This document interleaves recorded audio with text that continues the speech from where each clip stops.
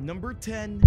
Machines around the world. Almost every corner of the globe is littered with at least a handful of old war machines, including even the most remote places imaginable. Photographer and history enthusiast Dmitry Osadchi has traveled the world capturing snapshots of rotting military equipment before it inevitably loses its battle against time and Mother Nature. He's been to more than 50 countries, including the desert of the United Arab Emirates, where he snapped photos of decaying planes, as well as the Russian Arctic, where he photographed boats trapped in the ice. Simply put, Osadchi has experienced nearly every type of environment imaginable in order to capture photos of these machines that look like they're still waiting around, ready to enter battle on a moment's notice, despite having sat for decades. Many of the boats, planes, and tanks are kept closely guarded at places that are inaccessible to the public, even though they'll probably never be used again.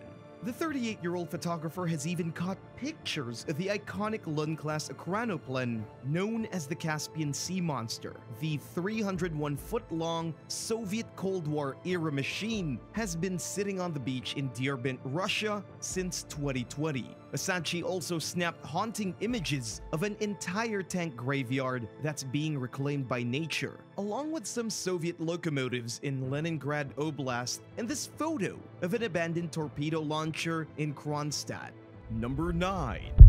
SS Bloody Marsh. On July 2, 1943, a German U-boat fired a torpedo and struck an oil tanker called the SS Bloody Marsh off the South Carolina coast. The ship was on its maiden voyage from New York to Houston with nearly 5 million gallons of oil on board. 3 crew members died. Everyone else thankfully managed to escape on life rafts before a second torpedo hit the ship and broke it in two, causing it to sink rapidly.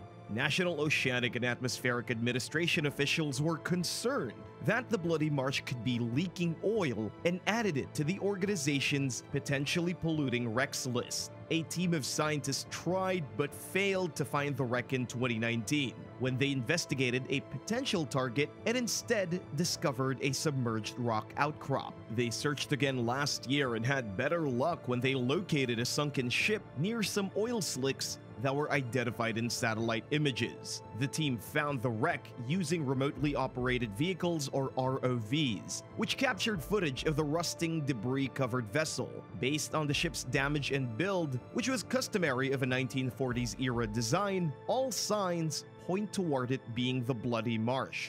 The team searched the area pretty thoroughly, but parts of the ship remain missing, including the bow and some of the cargo tanks. They didn't see any oil leaking from the heavily corroded vessel, but it's likely that there have been leaks and that there will be more. NOAA scientist Mike Brennan pointed out that the ship's hull appeared relatively intact and that it's not in danger of imminently failing catastrophically. Brennan also said that he is confident that the wreck is the Bloody Marsh and called for future exploration to hopefully find the missing bow.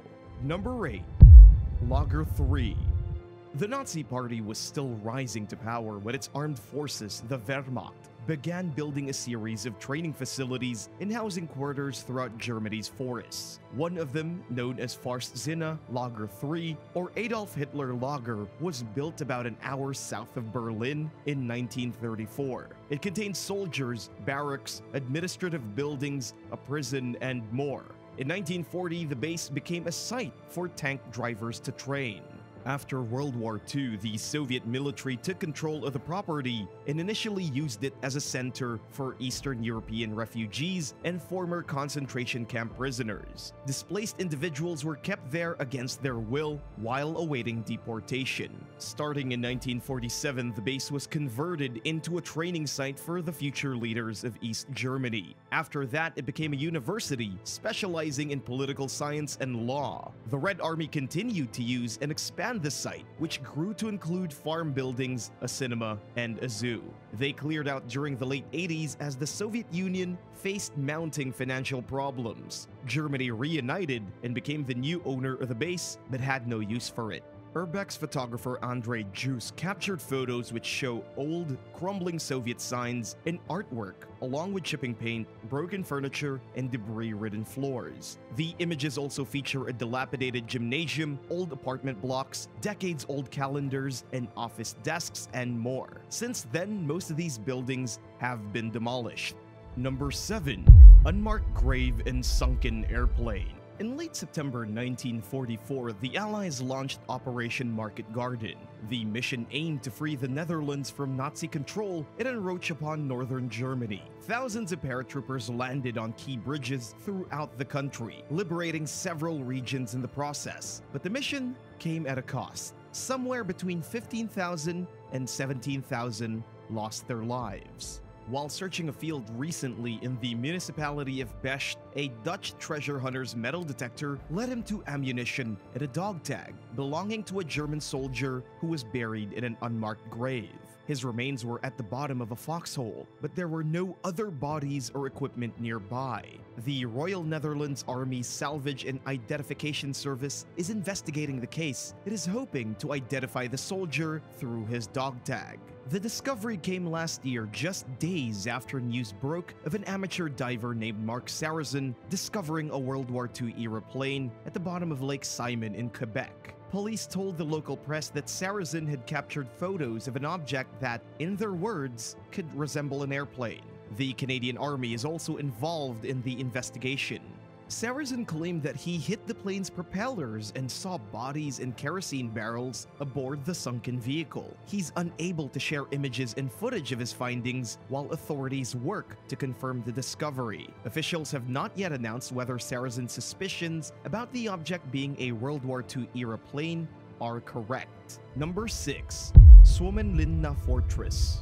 Construction on a Finnish maritime fortress known as Suomenlinna began in 1748 on the Siciliadot Islands in Helsinki's harbor. At the time, the base, then called Viipuri, was under Swedish control, and it remained that way until 1808 when the Russians took over. Finland gained autonomy the following year, but the base stayed in Russian hands until 1917, when Finland became fully independent.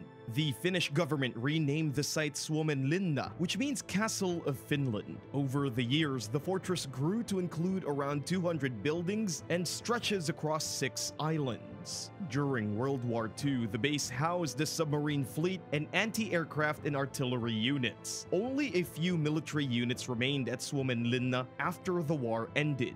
In 1972, the military cleared out of all but one section of the property, and the rest of it fell into civilian hands. The Naval Academy is the only remaining military presence there. Many of the buildings were repurposed for residential use. Suomenlinna became a UNESCO World Heritage Site in 1991. Since then, it's become an official district of Helsinki and one of Finland's most popular tourist attractions, attracting roughly 1 million visitors per year. Around 800 people call Suomenlinna home and another 400 work there. There are still some visible remnants of its military past, including a cannon that sits outside. Would you like to visit the Suomenlinna Fortress? Let us know in the comments below, and don't forget to subscribe if you haven't already. Number 5. SS St. Christopher.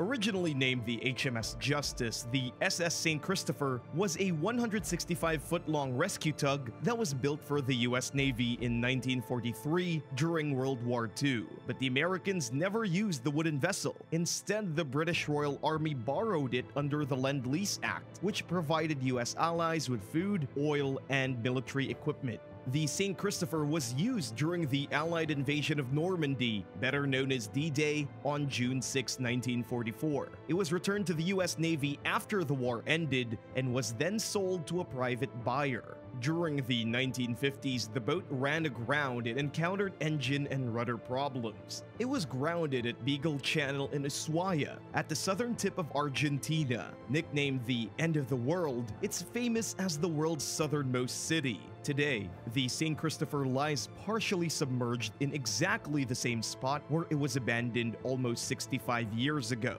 It has since become a tourist attraction and is lit up at night, but nobody is allowed to board the heavily damaged vessel, which looks as if it might finish sinking into the ocean at any moment. Number 4. Kuchov Aerodome. Built during the early 1950s, the Kuchov Aerodome was an airbase in southern Albania. As the Albanian Civil War gripped the country during the 1990s, the area surrounding the base became a major stronghold of the rebel movement that sought to topple the government. Protesters captured the base and inflicted heavy damage, and it wasn't repaired until 2 years later. During the early 2000s, the aerodome underwent extensive renovations to bring it up to NATO standards. A new control tower and lighting were installed, and the outside was repaved. As part of its modernization effort, the Albanian government announced in 2004 that it would scrap 80 obsolete aircraft, which it stored at the base as part of the process. And there's more to the Kuchov Aerodome's colorful past. It was featured in a controversial episode of Top Gear. The show's host came under fire for making derogatory comments, accusing Albanians of being luxury car thieves and organized criminals. 2 years ago, NATO announced plans to commit over $57 million to upgrade the base. The organization explained in a statement that it was sponsoring the project in an effort to raise Albania's profile as a reliable member state and to facilitate robust air-related operations.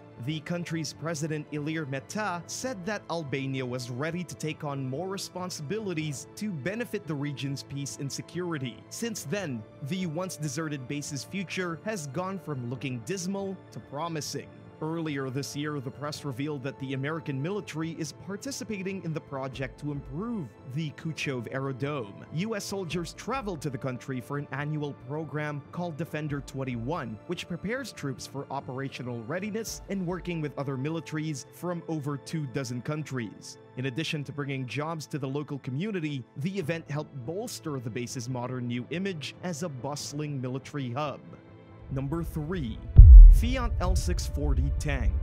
Built by Fiat during World War II, the L640 was a light tank used by the Italian and Sicilian militaries starting in 1940. It was deployed in battles against the Soviet Union, as well as the Balkans and North African campaigns. Only 3 of these armored vehicles are known to still exist today. One sits outside Gjirokastra Castle in Albania and was likely used in the Balkans campaign. The fortress dates at least as far back as the 12th century and possibly even earlier. Today, it's a military museum commemorating the communist struggle against imperial Western powers. In addition to the L640 tank, the site houses a captured U.S. Air Force plane, as well as captured artillery from the resistance against German occupation. Despite its rich history, Gjirokastra Castle is a lesser-known tourist attraction. The decommissioned tank stands in solitude outside the fort as a lonesome reminder of one of the darkest chapters in world history.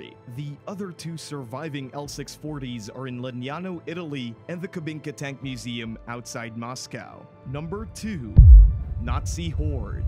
A man named Sebastian Yurtseven was renovating his aunt's home in Hagen, Germany last year when he came across a collection of Nazi artifacts hidden in the wall. The trove included documents about a branch of the Nazi Party known as the National Socialist People's Welfare Organization, which evacuated children to rural areas and distributed food and gas masks to civilians. The agency also ran a clothing donation program and gave vaccines, exams, and other medical care to those in need. By 1943, the NSV boasted an estimated 17 million members. At the time, Yurtseven's family didn't own the home, which served as the organization's headquarters. Historians believe that someone hid the collection of paperwork and other artifacts as U.S. troops advanced on Hagen in 1945. Some of the documents date as far back as 1929. They represent some of the few surviving sources on the NSV, which makes the discovery especially useful when it comes to learning about the agency's inner workings. The NSV was dissolved following Germany's defeat in the war under a policy implemented by the Allies called Law No. 2.